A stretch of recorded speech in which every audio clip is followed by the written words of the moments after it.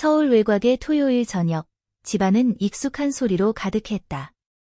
주방에서는 냄비와 그릇이 부딪히는 소리, TV 뉴스의 낮은 목소리, 아이들의 속삭임. 남편은 스마트폰을 내려다보며 고개만 끄덕였다. 평소 같으면 무심히 지나칠 풍경이었지만 오늘 나는 달랐다. 며칠 전 종로에서 산 자줏빛 원피스를 꺼냈다. 무릎 위로 살짝 올라오는 길이, 허리를 부드럽게 감싸는 선, 얇은 블랙 스타킹과 광이 흐르는 스틸레토 힐, 귀에는 작은 진주, 손목에는 가느다란 은팔찌. 속옷은 아이보리 레이스. 누군가 보라고 입은 건 아니었지만 비밀을 살짝 드러내고 싶은 마음이었다. 시아버지 박준호. 60대 초반, 단정한 셔츠와 은은한 나무, 담배 향, 장난스러운 말투 속에 묘한 울림이 있었다. 여름엔 멀리 안 가도 돼, 좋은 여자라니면 한강도 파리처럼 보여. 웃음이 돌았지만 그의 시선은 내 얼굴에 잠시 머물렀다. 심장이 두어 번 빨라졌다. 남편은 여전히 화면에서 눈을 떼지 않았다. 설거지를 하는데 조용한 발걸음이 다가왔다. 가장 좋은 여행은 계획 없는 여행이죠. 낮은 목소리와 함께 커피 향이 스쳤다. 짧은 순간이었지만 거리가 너무 가까웠다. 다음 날 남편이 말했다. 마트 좀 다녀와. 아버지도 같이 가신대. 심장이 이상하게 반응했다. 차 안은 라디오 발라드와 봄비 냄새로 채워졌다. 그는 조심스럽지만 여유 있는 운전을 했다. 마트에서 그는 카트를 밀고 나는 물건을 고르며 유통기한을 확인했다. 이 과자 좋아하잖아요. 어떻게 아세요? 그는 대답 대신 미소만 지었다. 계산대 줄에서 그의 손이 허리 옆을 스쳤다. 거의 없는 접촉이 전신을 울렸다. 밖으로 나오자 빗방울이 굵어졌다. 굽이 미끄러질 때 그는 내 팔을 붙잡았다. 숨결이 잠시 겹쳤다. 하지만 그는 바로 거리를 두었다. 집에 돌아오자 나는 검은 레이스 속옷으로 갈아입었다. 남편은 모니터에만 시선을 두고 있었다. 그때 메시지가 왔다. 오늘 당신은 비와 금기처럼 향기로웠어요. 며칠 뒤 동네 문화센터 봉사 모임에 나갔다. 창고 정리라는 명분이었다. 헌옷, 헌책, 오래된 상자. 복도는 왁스 냄새로 가득했다.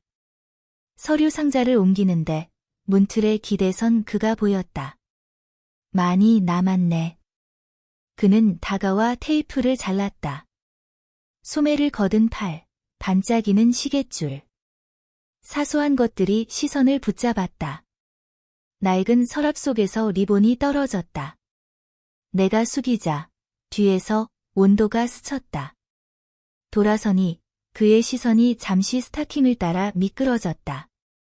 아무 말도 없었지만 충분했다. 그는 물품 목록을 내밀며 가까이 섰다. 숨결이 귓가를 스쳤다. 닿지 않았지만 닿은 듯한 그 거리. 복도에서 발소리가 들리자 그는 한 걸음 물러났다. 멈출까요?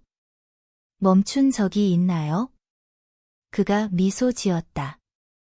센터를 나서니 빗방울이 그쳤다. 정류장에서 휴대폰이 진동했다.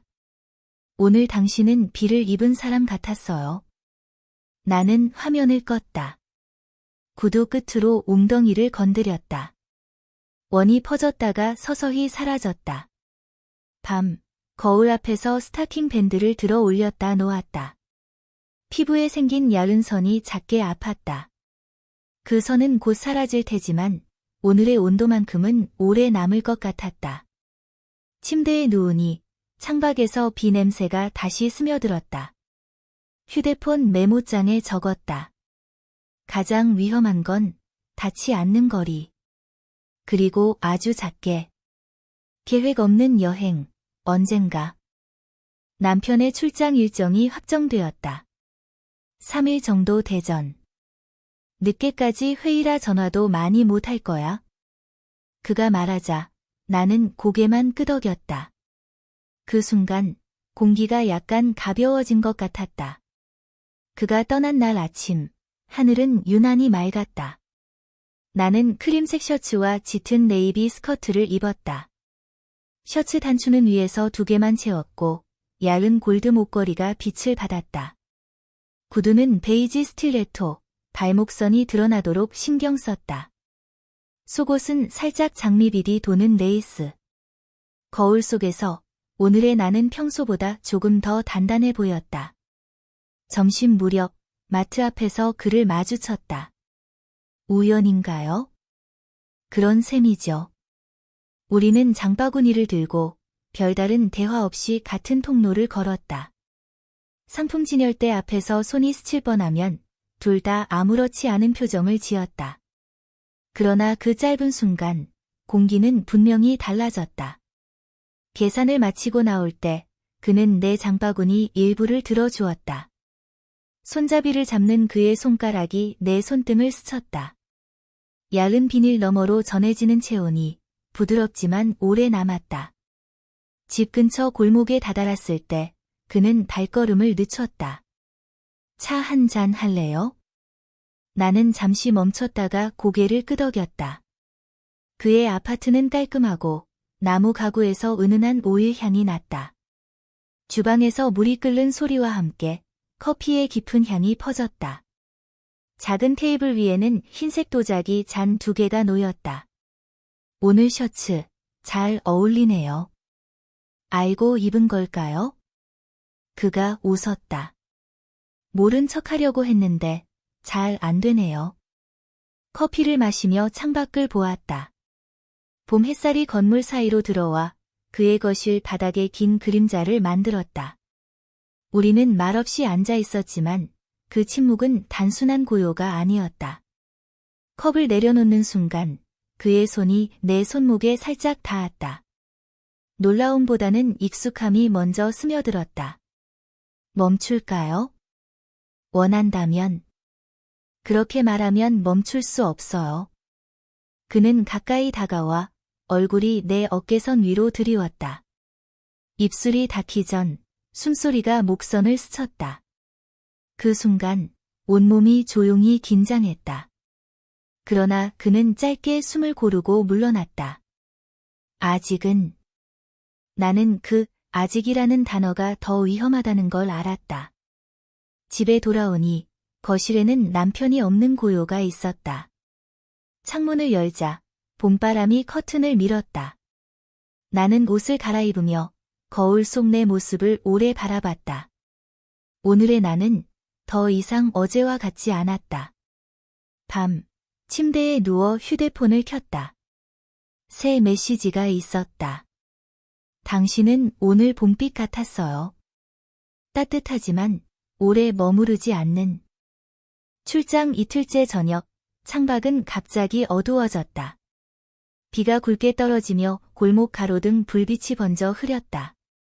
나는 작은 검정 우산을 들고 근처 시장에서 집으로 돌아가던 중이었다. 봄비라지만 차갑고 바람은 가끔 우산 가장자리를 젖게 했다. 여기서 만나네요. 뒤에서 들린 목소리에 고개를 돌렸다. 박준호였다. 한 손에 장바구니를 들고 있었고 셔츠 어깨와 머리칼 끝이 이미 빗물에 젖어 있었다. 집까지 같이 걸을까요? 짧게 대답했지만 목소리가 조금 떨렸다. 우리는 같은 우산 속으로 들어서며 걸었다. 그의 손이 우산 손잡이를 살짝 당기자 어깨와 팔이 맞닿았다. 비 냄새와 젖은 나무 향, 그리고 그의 은은한 로션 향이 뒤섞였다. 집 앞에 다다르자 그는 잠시 나를 바라보다가 말했다. 차 한 잔, 괜찮죠? 고민은 짧았다. 고개를 끄덕이며 그의 아파트로 향했다. 현관을 지나 거실에 들어서니 따뜻한 조명이 켜져 있었다. 나무 바닥은 깨끗하게 광이 나 있었고 창가 쪽에는 작은 난초 화분이 있었다. 빗물 자국이 묻은 그의 셔츠가 의자에 걸렸다. 넓은 어깨와 단단한 팔 라인이 시야에 들어왔다. 나는 코트를 벗어 걸었는데 속에는 아침에 신중히 고른 회색 니트와 무릎 아래까지 오는 슬릿 스커트. 니트의 부드러운 울 소재 아래로 은근하게 레이스 브라 라인이 느껴졌다. 주방에서 주전자가 끓는 소리를 내고 홍차의 향이 퍼졌다. 그는 흰색 도자기 잔 2개를 쟁반에 올려왔다. 비 오는 날엔 이런 게 좋죠. 그가 내 쪽으로 찻잔을 밀며 손끝이 손잡이 너머로 살짝 스쳤다. 마주 앉은 우리는 잠시 대화를 잊었다.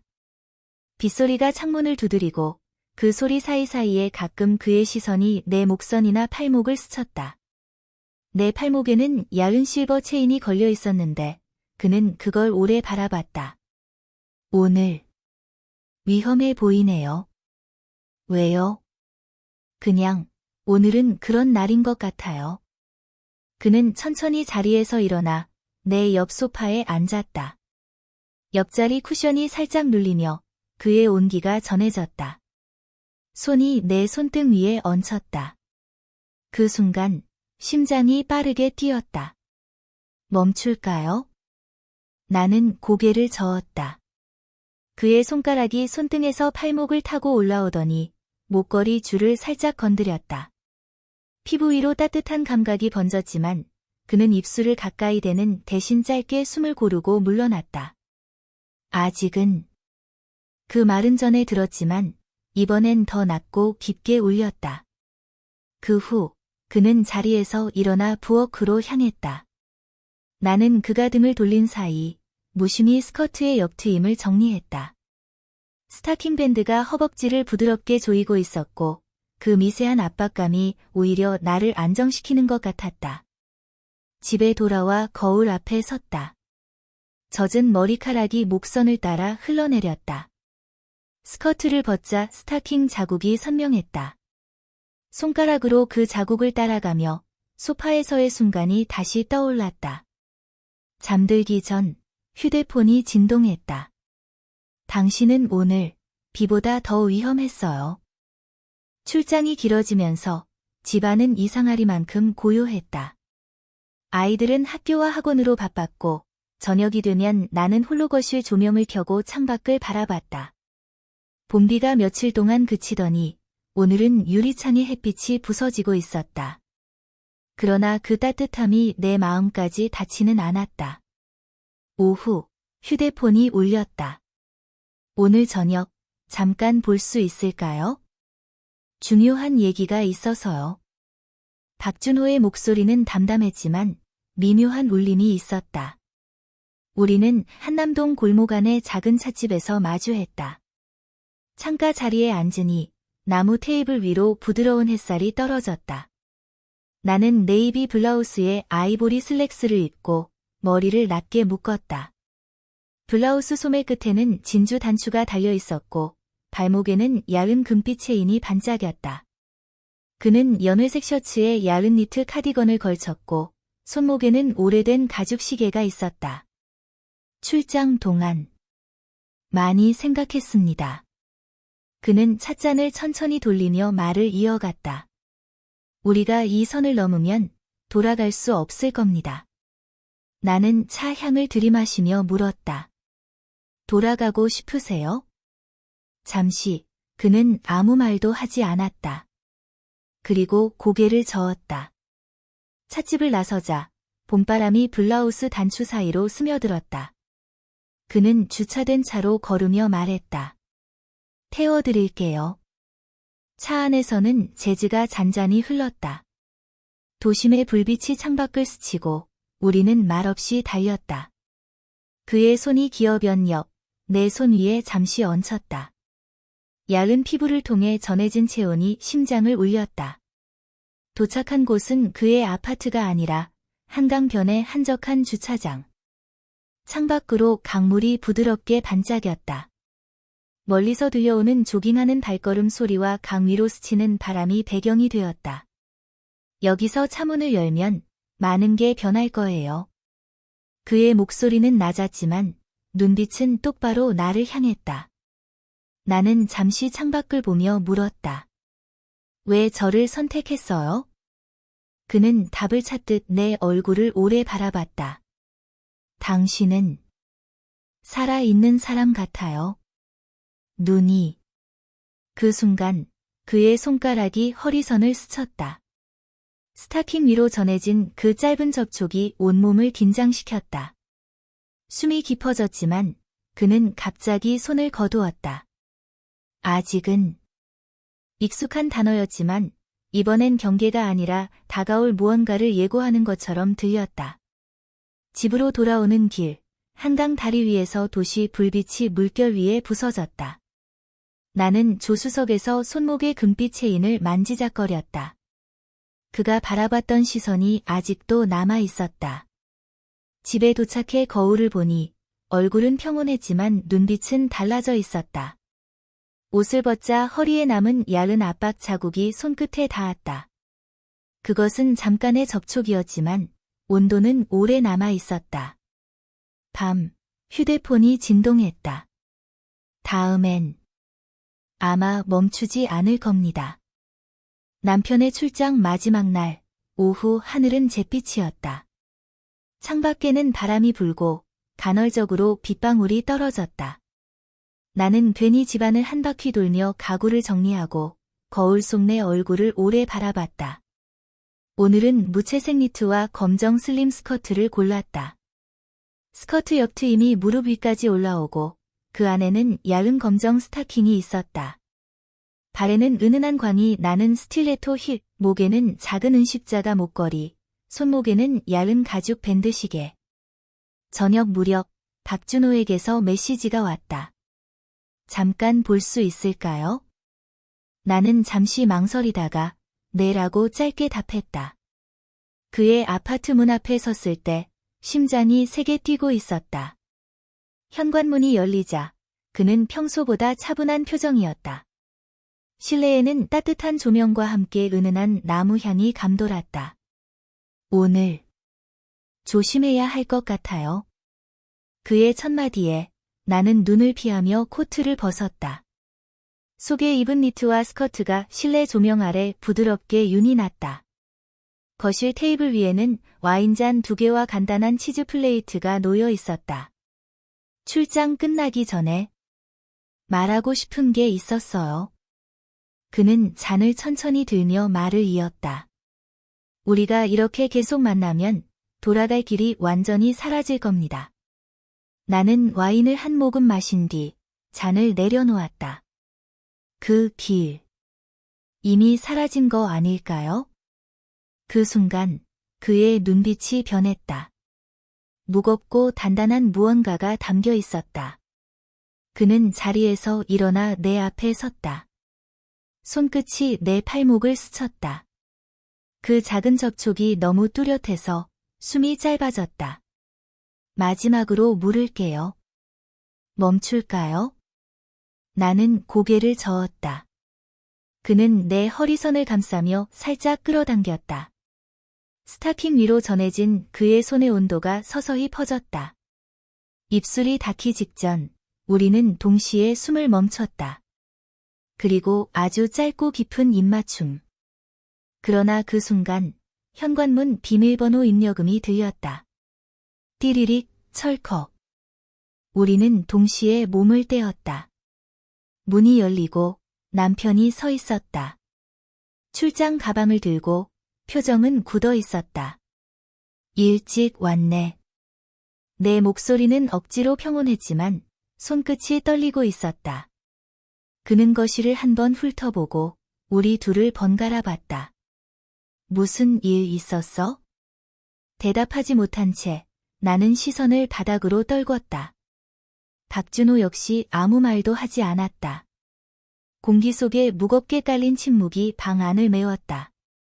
남편은 코트를 벗지도 않은 채 말했다. 대답 안 해도 돼, 이미 알겠어. 그가 가방을 들고 방으로 들어가자 나는 숨을 내쉬었지만 가슴은 더 조여왔다. 박준호가 조용히 말했다. 이제 선택해야 해요. 나는 그를 보았지만 입술은 움직이지 않았다. 창밖에는 다시 비가 내리기 시작했고 빗소리가 문틈으로 스며들었다. 그 순간 모든 게 바뀌었다는 걸 알았다.